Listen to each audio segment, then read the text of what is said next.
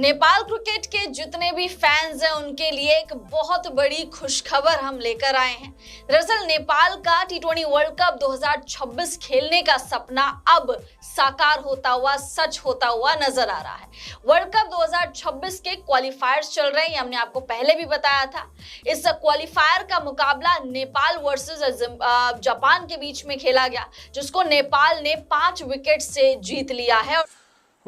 Japan मतलब किसने सोचा था कि जापान वो टीम होगी जो नेपाल को एक बार फिर से कार्डियक किड वाला टैग याद दिला देगी कि भैया इतनी आसानी से मैच जीत करके आप नहीं निकल सकते हो। मतलब it could have been an easy match, लेकिन बैटर्स ने कुछ और सोचा कि यार पुराना वाला स्टाइल अपनाते हैं और क्यों आसान मैच जाने दे, थोड़ा तेज तरार और कुछ हरकतें करते हैं और फिर एक एक करके अपनी विकेट गंवानी शुरू कर दी। लेकिन हैट्स ऑफ टू गुलशन झा, पिछले मैच में ही बचाया था, इस मैच में ही बचाया। दोस्तों, मैंने बोला था कि आप जैसे मर्जी अगर 20 बार आप पैदा हो ना, पैदा 20 बार फिर आगे आपको नेपाल के आगे छोड़ा जाए ना, तो जापानी नहीं जीत सकते। जापानी नहीं जीत सकते। वो किधर गया है? वो किधर गया है? इसाम रहमान आज मिला ही नहीं है। वो छनकले का, वो घंटे का, वो बोल रहा था नहीं नहीं हम बैटर हैं, हम नहीं छोड़ेंगे। मैंने बोला था कि मैं घंटा बजाऊंगा, मैं भी बजाऊंगा और नेपाल भी बजाएगा। और साथ साथ सुपर 6 के लिए भी क्वालिफाई कर लिया है। इस मुकाबले में नेपाल का एक तरफा डोमिनेंस नजर आया, जहां पर 132 रनों का टारगेट जापान ने नेपाल को दे दिया था। बदले में नेपाल ने बहुत ही आसानी से ये टारगेट अचीव कर लिया, जहां पर आसिफ शेख की 38 रनों की बढ़िया पारी देखने को मिली और गेंदबाजी में गुलशन झा और संदीप लामिछाने ने 2-2 विकेट चटकाए। रोहित पौडेल की भी अच्छी खासी हमें कप्तानी देखने को मिली। तो ऑल इन ऑल नेपाल की टीम फ्लाइंग कलर से ये मुकाबला जीत गई है, सुपर 6 के लिए क्वालिफाई कर लिया है। अब वर्ल्ड कप में जाने से नेपाल को 80% तो कोई भी नहीं रोक सकता। चलो, Nepal took the winning points और अब नेपाल यूएई के साथ खेलेगा सुपर 6 में संडे को। ठीक है, संडे को जो होगा उसके बारे में बात करेंगे। लेकिन गुलशन झा भाई देखो, सबसे पहले तो गुलशन झा जो हैं वो बिना स्पॉन्सर वाले बैट से क्यों खेल रहे हैं? क्यों कोई ब्रांड उनको अप्रोच नहीं कर रहा है? भाई, a message to all the brands, क्या कर रहे हो? Gulshan Jha, the guy who is hitting it out T20 world cup qualifier में, उस मैच में 3-3 छक्के, इस मैच में आकर बचा रहा है। वो बंदा खाली बैट से खेल रहा है, ये डिसरिस्पेक्ट है भाई उस बंदे के लिए।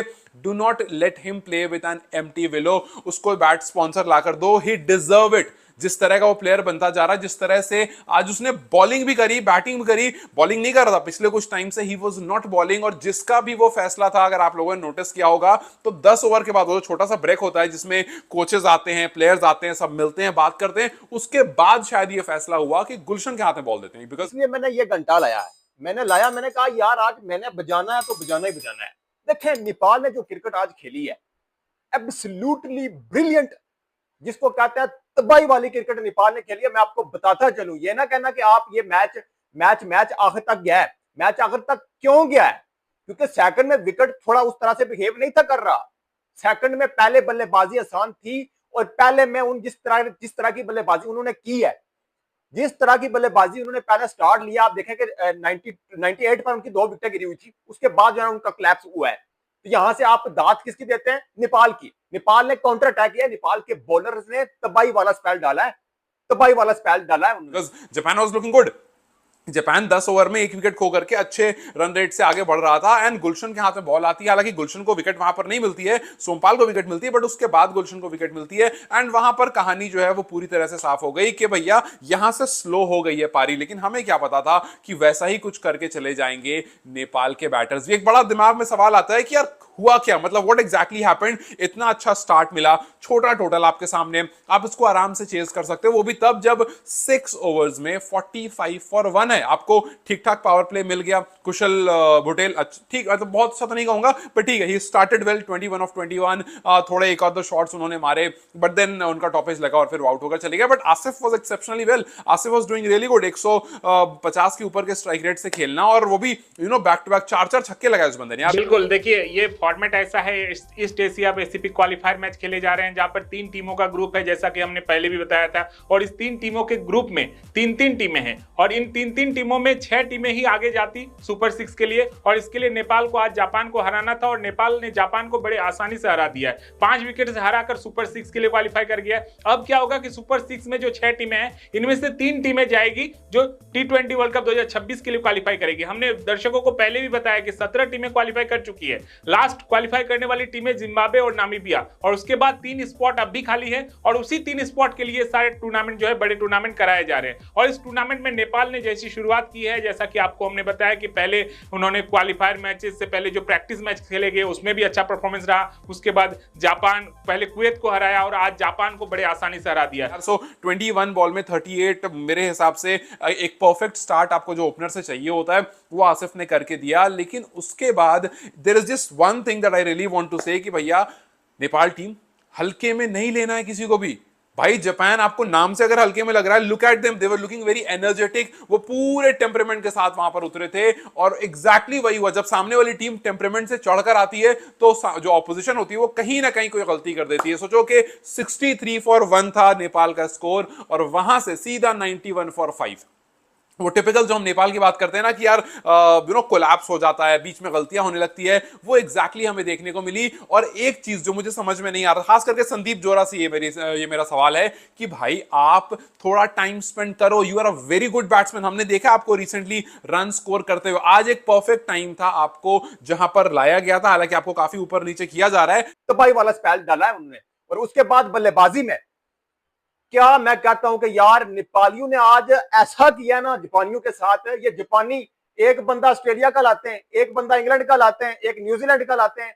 मतलब के सारे ये जो 11 थे ना, ये इनमें से 2-3 जापानीज हैं, बाकी सब कोई काला पीला नीला मिक्स करके इन्होंने खिलाए कि नहीं आपने मारना है, आपने नेपाल को मारना है। मान लिया नहीं, थोड़ा सा आपको ठुकोर हुई है, ठुकोर हो गई है। और मुझे पता था यार, मैंने पहले भी वीडियो में बोला था कि ये नहीं छोड़ेंगे। लेकिन आपको आज जहां पर भेजा गया था वो एक परफेक्ट जगह थी और आपको कुछ नहीं करना था, उस शॉट की जरूरत ही नहीं थी। You are going pretty well, आपको 6 से भी कम चाहिए एक ओवर में, क्या जरूरत है भाई। लूज बॉल आएगी, देखो ना गुलशन खड़ा था, आई ना लूज बॉल, आई फुलटा, उसने मारा लंबा छक्का। लूज बॉल खुद आएगी, आपको थोड़ा सा टाइम स्पेंड करना होता है। और जब आप टाइम स्पेंड करोगे आगे वाले मैचेस में आपके लिए ही अच्छा रहेगा, वरना 5-6 बॉल खेलकर अगर आउट हो जाओगे अगले मैच में प्रेशर आपके ऊपर रहेगा। एक मैच में आप 30, 40, 50 बॉल्स खेल लोगे, प्रेशर नहीं होगा अगले मैच में, बिकॉज आपको पता होगा कि आप पिछला मैच अच्छा करके आए हो। देखो Japan was pretty good, they were doing good भाई। वो मुझे एक्सपेक्टेशन नहीं थी वो ऐसा करेंगे। इनफैक्ट जब स्टार्ट हुआ तब मुझे लगा यार बेकार का मतलब हल्ला मचा रखा था, कहां कुछ हो रहा है, ऐसे ही तो जा रहे हैं। सोमपाल अच्छी गेंदबाजी कर रहे थे, शुरू के 6 ओवर में उनको रन नहीं मिले थे, लेकिन फिर जिस तरह से उन्होंने एकदम से एलिवेट करा, उनके कप्तान ने एलिवेट करा, जिस तरह से रन मारने शुरू करे, I was checking on Wikipedia. और अब देखना है कि सुपर 6 में उनका मुकाबला किसके साथ होता है और उसका जो शेड्यूल बनेगा वो शेड्यूल भी हम दर्शकों को लेकर आएंगे, दर्शकों के लिए उसके लिए वीडियो लेकर आएंगे। लेकिन उसके पहले आज के मैच की बात होनी चाहिए। क्या सुंदर परफॉर्मेंस रहा नेपाल का पूरे मैच के दौरान। पहले तो जो है जापान की टीम बैटिंग करती है, शुरुआत जापान की टीम ने बहुत सुंदर किया था। पहले 10 ओवर में ऐसा लग रहा था कि 160-70 के स्कोर तक जाएगी जापान की टीम, लेकिन वहां से नेपाल के गेंदबाजों ने कमबैक करना शुरू कर दिया। गुलशन झा ने 2 विकेट निकाले, संदीप लामिछा ने पहले 2 ओवर में उतने लय में दिखाई नहीं दे रहे थे, लेकिन अगले 2 ओवर क्या कमाल की करी उन्होंने। और उसके बाद एक करके एक विकेट गिरते चला गया नेपाल का, और 131 रनों पर नेपाल का खिलाफ जापान का जो है पारी वो रुक गया। 132 रनों का लक्ष्य का पीछा कर रहे थे। तो चलिए आपको स्कोर कार्ड के जरिए अब समझा देते हैं कि पूरे मैच के दौरान किन किन खिलाड़ियों ने अच्छा परफॉर्मेंस किया, जापान और नेपाल के बीच स्कोर कार्ड क्या कुछ रहा। चलिए आपको ग्राफिक्स के जरिए समझा देते हैं। वो जो कैप्टन है उनका वो वैसे है तो जापान का ही, और अच्छी बात ये यार कि जापान की जो पूरी team, I was listening to Andrew and then I got to know कि उनकी जो पूरी टीम है 15 में कुछ 9-10 प्लेयर ऐसे हैं जो जापान में ही पैदा हुए हैं, विच मींस कि वो प्रॉपर जापान के प्लेयर हैं। और इनफैक्ट पूरी टीम जो है वो जापानीज में ही बात करती है, मतलब जो सारे प्लेयर हैं वो मोर और लेस जापान से कनेक्टेड हैं, और मतलब मेजोरिटी जो है वो जापान की ही है। तो यहाँ पर वो सीन नहीं है कि यूएई का मैच चल रहा है और उर्दू और हिंदी में बातें चल रही है, मतलब इंडिया पाकिस्तान का मिले जुली बगाते, यहाँ पर वो सीन नहीं है, which is a very good thing. हाँ, कुछ पासपोर्ट होल्डर्स हैं, बट यहां पर मेजॉरिटी जो है वो वही है जो जापान में पैदा हुए हैं, जापान को जानते हैं और जापान को रिप्रेजेंट करते हैं। They call themselves Japanese, which is a very good thing. आज देखो जिस तरह से 10 ओवर में वो एकदम अपफ्रंट आकर खेल रहे थे। शुरू में एकदम भाई मैं बता रहा हूं, शुरू के 12 ओवर में एक बार को डर सा लग गया था कि यार ये कहीं लंबा स्कोर ना देते, बिकॉज देखा नेपाल जिस तरह की क्रिकेट खेल रहा है, मैच मेन चीज होती है मैच जीतना। ये ना कहेंगे आप एक दिन छोटी टीम भी आप पर चढ़ जाती है, लेकिन एट द एंड जीत किसकी होती है, जीतता कौन है। हमें जीत तक गर्ज है, हमें जीत तक गर्ज है। जो जीत जिस कंसिस्टेंसी के साथ नेपाल कंटिन्यूसली जीतता आ रहा है, ये होती है टीम, ये होती है आपका कंसिस्टेंसी लेवल, ये होता है आपका नर्व्स कि आप अपने नर्व्स पर कितना कंट्रोल करते हो और एट द एंड मैच अपनी तरफ आप किस तरह खींचते हैं। तो नेपाल के बैटर्स आसिफ शेख तबाही का स्टार्ट उस बंदे ने दिया है, तबाही का स्टार्ट उस बंदे ने दिया। उसके साथ आप देखें बुर्तल भी अच्छी टच में दिख रहे थे, लेकिन अनफॉर्चुनेटली है आज उस तरह की इनिंग्स नहीं खेल सके। 12.2 पर उनका स्कोर था, 97 फॉर 1, 12.2 पर। वहां पर अच्छी बात रही कि सोमपाल ने आकर के विकेट ले लिया, उसके बाद जो फॉल आया उससे अपने आप को वो नहीं बचा पाया, बिकॉज पहले 6 ओवर में सिर्फ 31 रन थे, एक विकेट उनकी गिरी थी। वहां से सोचो 12 ओवर 12.2 पर भी एक ही विकेट थी, स्कोर 97 चला गया था। लेकिन उसके बाद फिर एकदम धड़ धड़ गिरना शुरू हुए और 95 फॉर 1 से फिर 109 फॉर 6 और फिर जहां पर नेपाल ने थोड़ा सा ग्रिप किया वहीं वो बच पाया। वरना सोचो कि नेपाल ने 7 से 12 7 से 12 ओवर के बीच में कुछ 60-65 रन कंसीड कर दिए, मतलब ये बहुत ज्यादा है। संदीप आए और भी प्लेयर्स आए, रन लीक करते गए, बट चलो अच्छी बात ये थी कि सोमपाल अच्छे रिदम में दिख रहे थे। देखिए Nepal versus Japan ICC men's टी20 world cup East Asia Pacific qualifier, जिसमें जापान की टीम पहले बल्लेबाजी करती है 131 रन 8 विकेट के नुकसान पर 20 ओवर में। केंडल फ्लेमिंग उनके सबसे बढ़िया बल्लेबाज जो ओपन करने आए थे, उन्होंने 60 रन बनाए और उनके 60 रनों के बदौलत ही जापान 131 रनों पर पहुंच पाई, वरना 131 रन भी नहीं बना पाती। इसाम रहमान ने 31 रन बनाए और लामी शाह ने, जिनकी मैं बात कर रहा था कि 4 ओवर में 25 रन देकर 2 विकेट, शानदार गेंदबाजी। इसके बाद नेपाल की टीम बल्लेबाजी करने आती है। पहले नेपाल की टीम के भी 1-2 विकेट गिर जाते हैं, लेकिन आसिफ शेख की 38 रन, गुलशन झा ने जो 2 विकेट निकाले थे बल्ले से भी उन्होंने कमाल किया, 28 रन बनाकर नॉट आउट रहे और उस 28 रनों की पारी के बदौलत ही नेपाल ने 18वें ओवर में जीत जो है दर्ज कर लिया है। कुशल हुर्तिल ने भी 21 रन बनाए, तो 5 विकेट से ये मैच नेपाल की टीम ने जीत लिया है। नंदन भी कुछ खास, नंदन भी बहुत वाइड डाल रहे थे, उनका लेंथ एकदम हिला हुआ लग रहा था और जब नंदन इस समझ जिनसे हमें काफी ज्यादा उम्मीद हो गई अब। सो नंदन की जब लाइन खराब हुई थोड़ा डर सा लग रहा है यार, बताओ नंदन की लाइन अच्छी नहीं गिर रही, बट सोमपाल ने अपनी लाइन अपना रिदम पकड़ के रखा था और जैसे ही रहमान को उन्होंने आउट किया फिर उसके बाद जो मामला है वो पूरा घूम गया। और जैसा मैंने कहा कि जिसका भी वो आइडिया था, चाहे तो वो स्ट्रेट लॉ का आइडिया होगा बिकॉज कोचेस उस टाइम पर आकर मिलते हैं, और या तो फिर रोहित का आइडिया होगा, रोहित ने स्ट्रेट लॉ से थोड़ा सजेशन लिया होगा कि यार उनको भेजूं या नहीं भेजूं, बिकॉज काफी टाइम से गुलशन ने गेंदबाजी नहीं की है और ये ऑपोजिशन काफी अच्छे रिदम में लग रहा है। सो रिदम ब्रेक करने के लिए आपको एक दूसरे स्टाइल का गेंदबाज चाहिए। Gulshan stall, he can hit the deck hard, तो हार्ड तो नहीं but he can hit the deck because speed अभी उतनी अच्छी नहीं है उनकी। लेकिन दोस्तों नेपाल की टीम एज अ टीम खेली है, एज अ टीम वो लोग खेलते हैं। जब आप एज अ टीम खेलते हैं तो आपको कोई भी बड़ी से बड़ी टीम भी आपको शिकस्त नहीं दे सकती। जब आप हर बैटिंग में, बॉलिंग में, फील्डिंग में पार्टिसिपेट करते हैं, अच्छे से पार्टिसिपेट करते हैं, तो यार जान लगाते हैं, तो आपको रिजल्ट भी आपकी फेवर में आ जाता है, रिजल्ट भी आपकी फेवर में जाता है। और नेपाल ने जो क्रिकेट आज खेली है दोस्तों, 5 विकेट से ये मैच जीता है और 2 ओवर पहले ये वन साइडेड है दोस्तों। ये वन साइडेड जीतना इसको कहते हैं, वन साइडेड इसको जीतना कहते हैं। दीपेंद्र सिंह एरी और गुलशन जहा with the ball, with the bat ठोक के रख दिया इन जापानीज को।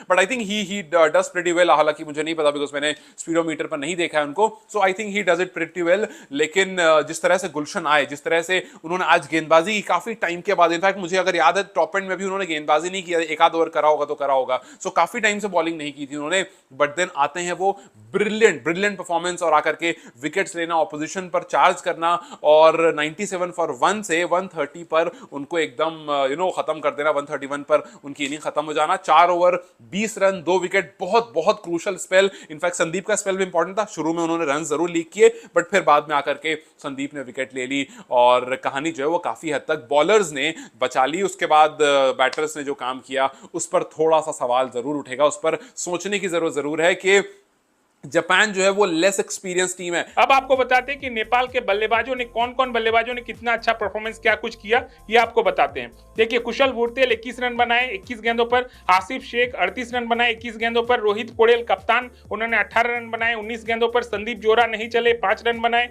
कुशल मल्ला 4 रन बनाए, दीपेंद्र सिंह एरी ने 14 रन बनाए और गुलशन झा जिन्होंने अंतिम में आकर 20 गेंदों पर 28 रनों की पारी खेली और क्या ऑलराउंडर परफॉर्मेंस रहा उनका, 2 विकेट भी निकाले और 28 रन भी दिए। गेंदबाजों की अगर बात करें नेपाल की, तो गेंदबाजों में दीपेंद्र सिंह एरी ने 3 ओवर की गेंदबाजी की, 15 रन दिए। सोमपाल कामी ने 4 ओवर में 20 रन देकर 1 विकेट निकाला। नंदन यादव ने 3 ओवर में 16 रन देकर 1 विकेट निकाला। संदीप लामिछाने ने 4 ओवर में 25 रन देकर 1 विकेट निकाला। टेलिंग यू, कोई एक्सपीरियंस टीम होती तो उस कोलैप्स के बाद आपको दोबारा खड़े होने नहीं देती, वो फिर आपको वहां से आपकी वीकनेस पकड़ करके और वहां से कुछ ना कुछ आपसे गलतियां करवा देती। और यही अगर स्कोर 130s में नहीं होकर के 150s या 60s में होता तो भी आपके लिए परेशानी हो जाती। ये एक लर्निंग मैच है जहां पर आपको ये समझना पड़ेगा कि अगर आसान मैच भी है तब भी spend time on the pitch. भाई पिच पर टाइम स्पेंड करो, वहां पर खड़े रहो, सिंगल्स डबल्स और बाउंड्रीज करो, आपको लूज बॉल मिलेगी, छक्के तब मारना। और प्रेशर नहीं होता है तो जरूरत नहीं है। आई अंडरस्टैंड कि आपके दिमाग में एनआरआर चल रहा होगा, लेकिन उस बैटर के दिमाग में एनआरआर नहीं चलना चाहिए जिसके पिछले 3-4 मैच से रन नहीं आ रहे हैं या फिर वो स्ट्रगल कर रहा है। भाई आपको आओ इत्मीनान से, कुशल मला, रन नहीं आ रहे हैं आपके। माफ कीजिएगा, 2 विकेट निकाला। ललित राजवंशी 1 ओवर में 13 रन, कोई विकेट नहीं।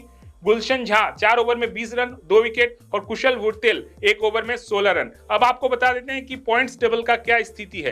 पहले राउंड के समाप्ति के बाद नेपाल की टीम ग्रुप 2 में लीड कर रही है, 2 मैच 2 जीत, 4 पॉइंट्स और प्लस नेट रन रेट 1.834, जिसके कारण वो ग्रुप टॉप कर रही है। और ग्रुप टॉप करते हुए अब वो सुपर 6 में पहुंच चुकी है। सुपर 6 में किसके साथ मुकाबला होगा, इसको लेकर आपके सामने वीडियो लेकर जरूर आएंगे। लेकिन उसके पहले आज नेपाल ने शानदार जीत, और इस जीत की बधाई सारे नेपाल क्रिकेट फैंस को जो नेपाल को इतने अच्छे तरीके से सपोर्ट करते हैं और पहले गेंद से बने रहते हैं, पूरा मैच देखते हैं और नेपाल की टीम को चीयर अप करते हैं। उनके लिए आज बहुत खुशी का दिन है कि सुपर 6 और सुपर 6 के बाद अब वो दिन दूर नहीं जब नेपाल क्रिकेट टीम का T20 वर्ल्ड कप खेलने का सपना पूरा हो